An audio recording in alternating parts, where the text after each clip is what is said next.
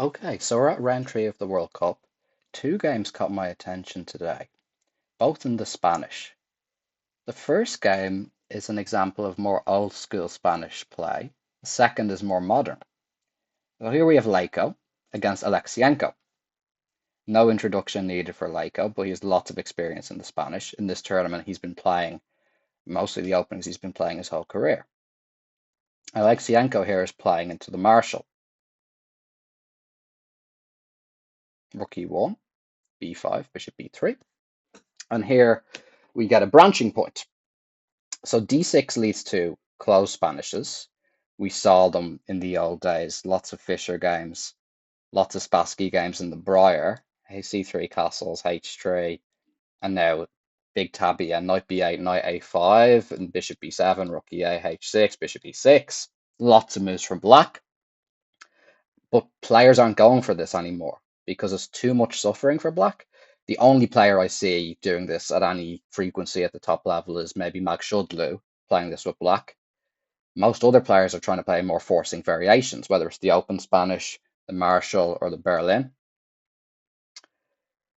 And yeah, here castles is an attempt to play the Marshall because we're trying to go d5 in one move. And although we had Leko Kramnik this game, Leko played with black in the Marshall, famous game, but nobody's doing this anymore. Everyone's given up on c3. At first, everyone was trying d4, bishop d6, rook e1, queen h4. And I mean, nothing has changed here. Black is still equalizing in lots of these lines, and it's hard to cause new problems here for black. People try from time to time, and at some point people switched to playing d3 a few years ago, and trying to make this work instead. And then even trying to play rook e1 in the first position. But a new problem became that black can even play bishop b7 here and equalize in a completely different way. So that there's more than one path to equality within the Marshall. That's how sound it is as an opening. Black gets so much compensation for the pawn. White is suffering in development. The issue is the knight can't come to c3, among other issues. Black is getting the bishop here, so even a lot of endgames, black is doing fine with lots of space on the queen side. It's hard for white to use their majority.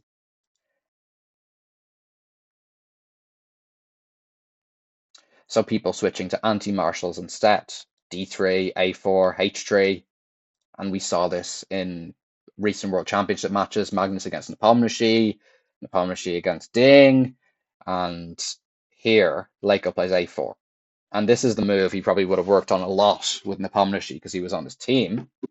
And I mean, it's the main way to play anti-Marshall, and black has three main responses. b4 was the old main line, bishop b7, and rook b8. All the moves have the pros and cons. Rook b8 is something Magnus introduced against Nepomniachtchi in the match. Bishop b7, the con of this is you don't really want to place the bishop on b7 if white has this pawn chain in the center, because the bishop is a bit restricted. If white has played c3 already and is playing for d4, the bishop's going to be much more powerful, more useful on b7. And the downside of b4 is what we see in the game, is that black is suddenly going to have to deal with some weak light squares on the queen side. So white goes to open the center with d4, and now there's different ways to play, but white trades everything and avoids the exchange of queens with queen e2. So the c4 square is going to be a useful outpost for white, as is the c5 square. If a knight can get to c4, maybe you can even use the a5 square, and then the c6 square could be weak, and it could put pressure on a bishop on b7. So black is having some issues just controlling the queen side at the moment. And the pieces for black haven't really found a good harmony yet. So the knight on f6 might not be at its final destination. Neither the bishop on e7, which we often see reroute itself to c5.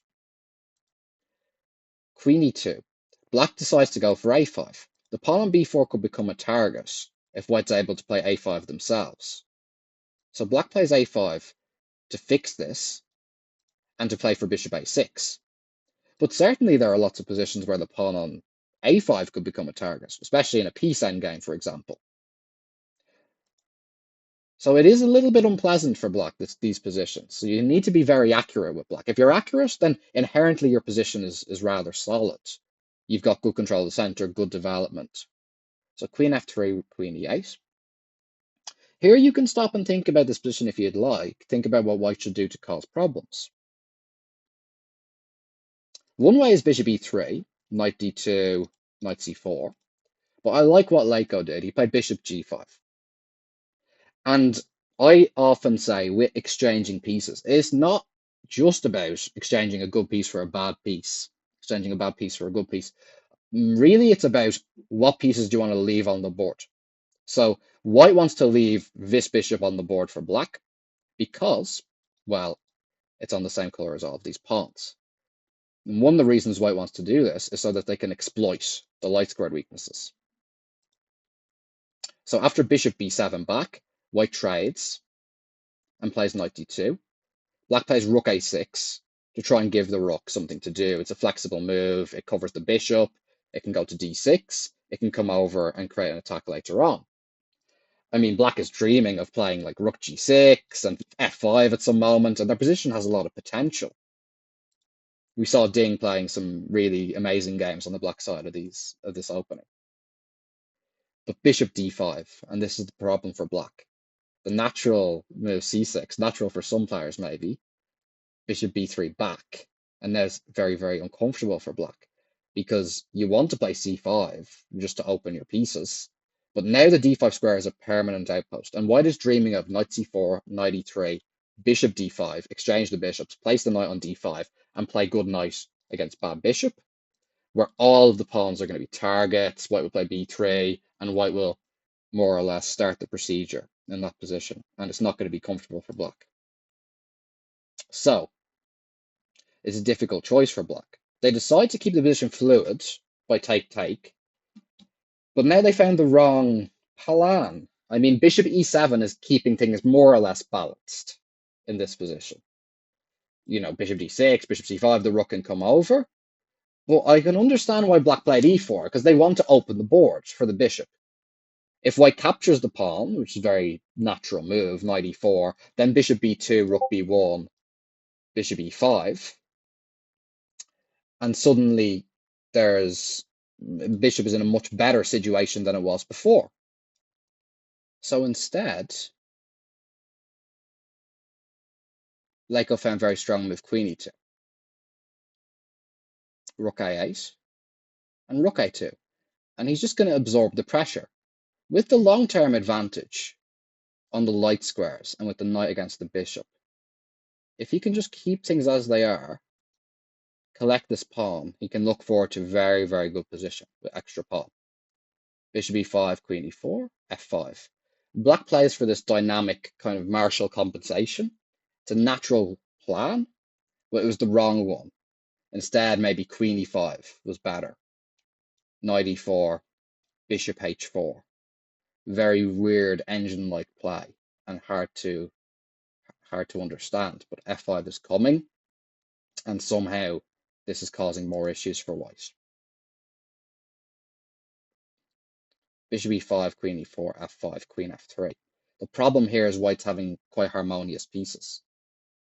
Black is trying, to provoke g3 and get some f4 and create counterplay, but it's not quite happening, and white unravels very naturally. And here already engine is showing plus 1.2. So Leko's had a very successful opening. And he went on to outplay his opponent. There were some ups and downs. He got a winning endgame. Not sure if he's going to win it yet, but he's using all of his experience in this opening. And it shows how dangerous these positions are for black. You need to be very, very accurate.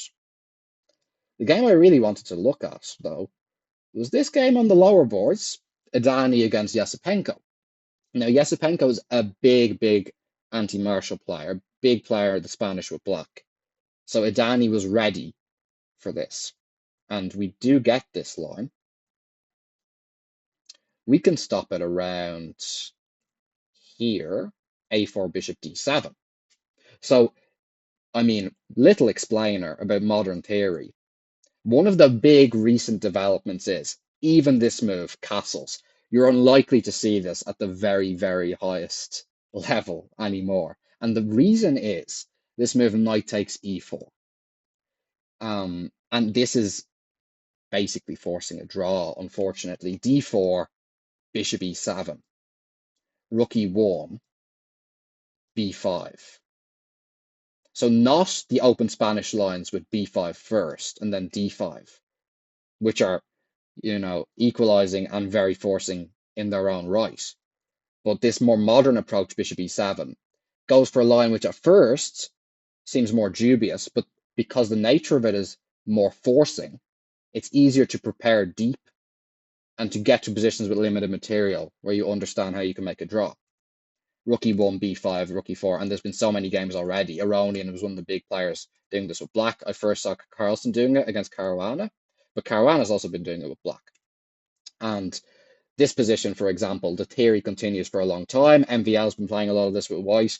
It's just very, very difficult. I mean, Wesley So lost the game to MVL here recently with black, but it's very, very difficult for white to cause problems because the theory goes so far and black is equalizing ultimately.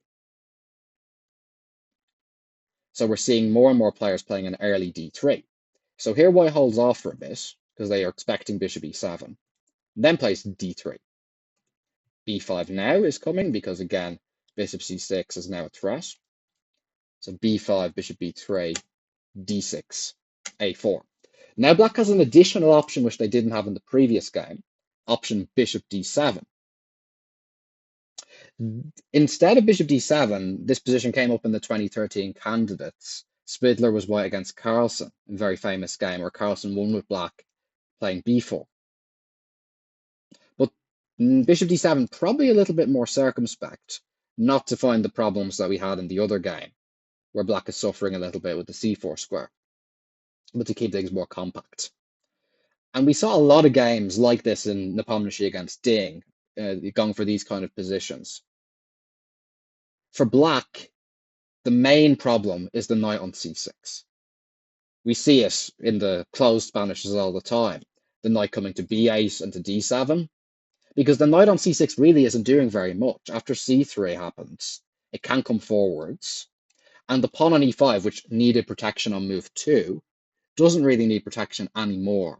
So the knight is a bit redundant. It would much rather be on g6, for example. The bishop on d7 makes it hard to rewrite the knight to d7. That's one drawback of this system for black. So black is usually relying on this plan knight a5 from the Shigerin, bishop a2, and then c5, so that when the knight comes back to c6, it's doing more of it's playing more of an active role in preventing the d4 break. c3, here it's possible to play knight a5, but black castled first. And now bishop a2, a very subtle move. The trendy way to play these types of positions a few years ago was this move bishop d2 to prevent knight a5. But of course, this move, being trendy at the time, eventually got worked out and has become less of a surprise. So now white players are trying this kind of thing with this quiet move bishop a2, so that if knight a5, white can play b4, and c5 isn't coming immediately. If the knight goes back to c6, black is of course stuck with the same problems. And anyone who studied Spanish positions knows what a terrible piece the knight on b7 can be. It never seems to get back into the game. So usually black is trying to avoid such positions as this.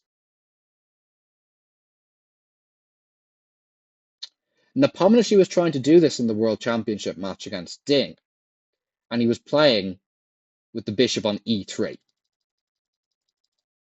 trying to play knight bd2 and maybe supporting d4 at some moment, the bishop remaining open. And this has its own nuances and subtleties. Idani's coming here with a new version of it, because Nepomniachtchi was doing it with the pawn on c2. Idani here is doing it with the pawn on c3.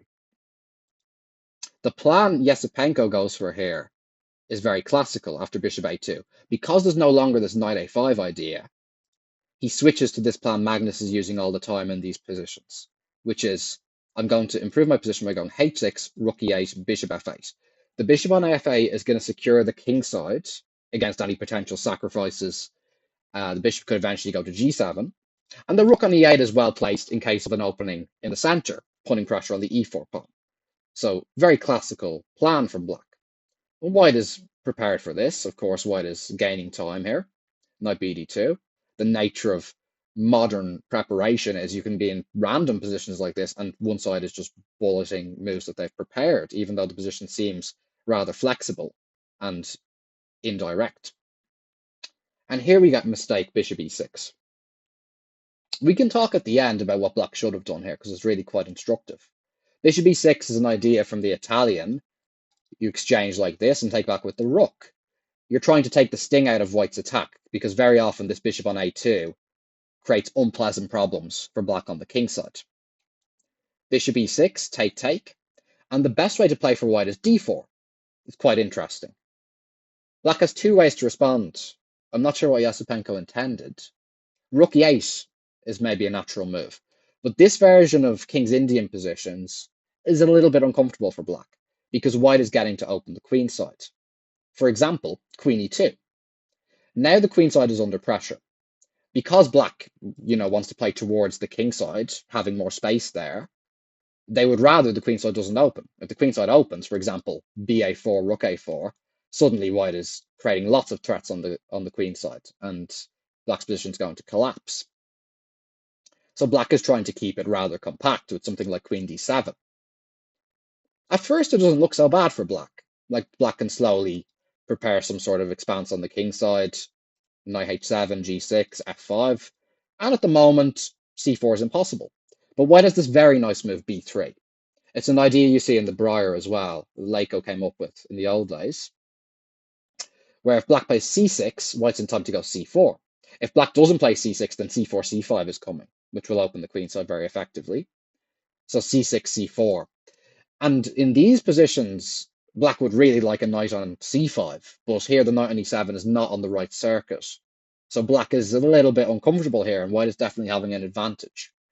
The queen side is likely going to open, and white will bring their major pieces over there and start to create threats and enjoy a space advantage. So I'm not sure if rook e8 was Esipenko's intention. It might be more likely that d5 was what he wanted to try and solve his problems concretely. And the game could have continued something like this. White can play f4 and then e5, and suddenly the bishop on e3 is ideally placed. And with the pawn on h6 committed in particular, black could have problems on the king side with white's majority expanding. So here white is better. Instead of d4, white came up with a surprising plan. You might want to pause the video and try and come up with an alternative plan for white to put pressure on your opponent. So what Idani did was he played g4. So he's using the fact that the center is closed at the moment to start an attack on the king side.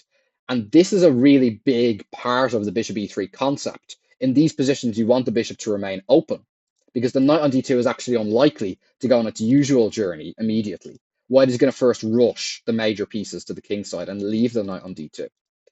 So you don't want the bishop on c1. You want this transit to g1. And this is what this is all about.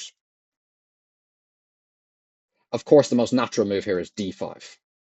And it's even though it seems like maybe black is doing well here at first, white can play directly, distract the queen to a8, and then play g5.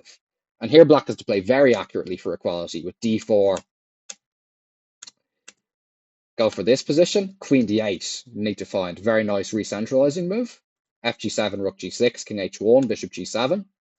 And here black is a pawn down, but you can see with black's very, very well placed pieces, they're having no problems at all. Instead of d5, Esipenko played b4, trying to impact the structure, but allowing white to continue with their initiative. And the reason I love positions like this is white's moves are so easy, and it's very difficult for the black players to defend. I mean, if you're playing with black here, you understand you probably want to open the center, but beyond that, the moves aren't very easy. The rook goes back to e8. Now white just plays flexibly, king h2. White wants to play queen f3, rook g1, all this sort of stuff, but the king h2 move is the most flexible move. And now white gets into a bit of a flow of an attack. bc3, bc3, g6. Black is worried about pressure on the g file, so they try to insulate themselves against that. But now the f7 pawn becomes a little bit weak. So rook g1, bishop g7, queen f3, queen d7, rook g2. The moves are flowing very naturally for white. And now Esipenko was really relying on this move d5. It looks like d4 is quite a big threat. But white just plays rook ag1 anyway, and has now built a lot of pressure on the king side. And we can sense, if you put your pieces on their most potent squares, opportunities will arise.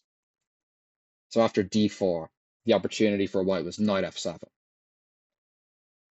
In all of these attacking situations, I'm constantly talking about how you need to remove the base of the defensive chain. And your sacrifices should be directed towards that. If you can eliminate the base of the defensive chain, then everything else will collapse and you'll find open lines for your major pieces. If your major pieces find open lines against the king, it's usually very dangerous. Here we can see it. So black needs to react to the threat on g7, so they go rook g8. Now white exchanges on d4, they have to solve this problem. Knight d4, e takes d4, black was staying in the game, practically, but still much worse.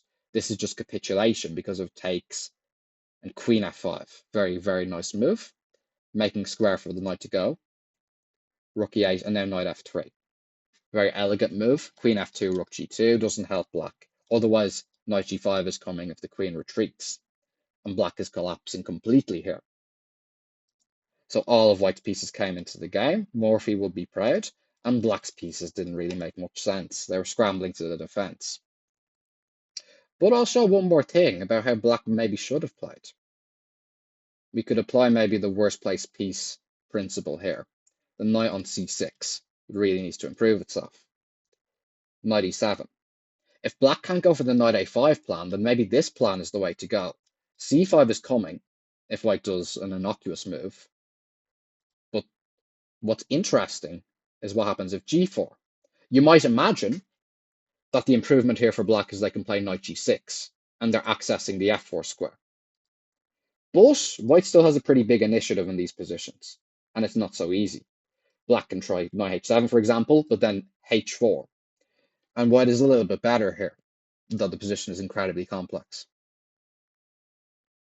Instead, after g4, black can play g5. And this is a really beautiful concept. It's a situational thing. White's pieces are not ready for this structure because they're so far away from the f5 square. White's pieces don't make much sense anymore. The only way for white to make sense of this position, to bring their pieces to life, you look at where they're pointing and you want to activate them against that. So h4. It doesn't matter you give this up. You just want to give your pieces something to do. hg5, hg5. Now we need to unpin. And this is just the sample line I took, which I thought was quite nice. Bishop f3, knight f3, queen d7. White grabs a pawn. Check, king h2. Now rook g1 is coming. So black gives another check. The knight comes back. Now rook g1, rook g5 is coming. So black needs to try and do something about this. Bishop h6. Bishop wasn't doing very much, so you can bring and try to exchange. Rook g1, king f8. And now, position very messy. But I love this move, queen e2. If black takes, then this is checkmate.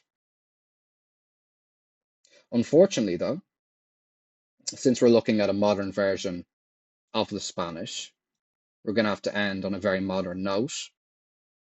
Black can play queen h4, and the engine is showing triple zeros. Thanks for watching.